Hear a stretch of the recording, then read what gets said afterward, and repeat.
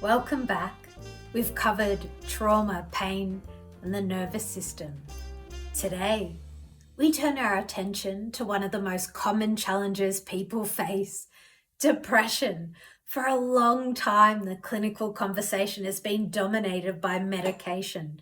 But in 2024, a massive scoping review synthesized data from 232 articles, and the results were a game changer for the field of hypnotherapy.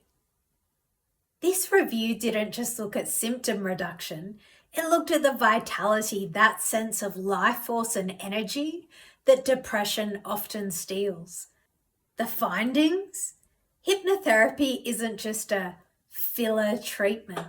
It's a highly effective, viable adjunct to standard psychotherapy that often helps patients regain their overall sense of health and energy more effectively than antidepressant treatment alone. The beauty of this approach is that it's integrative. The research shows that the most successful outcomes happen when hypnosis is layered with cognitive behavioral therapy. It gives you the logic of CBT to frame your life differently and the subconscious reach of hypnosis to help your nervous system actually feel that change. Today, we're going to practice a vitality induction. Depression often makes us feel heavy, sluggish, and disconnected. I want you to sit comfortably and enter your light trance. Instead of focusing on the absence of sadness, I want you to focus on the presence of potential. Visualize a sensation of lightness or warmth starting in your chest.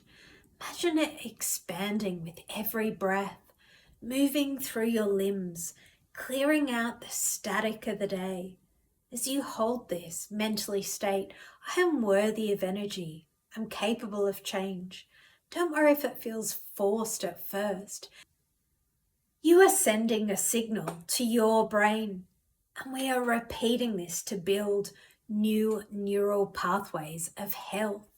Do this for 10 minutes. You're essentially recoding your body's default state.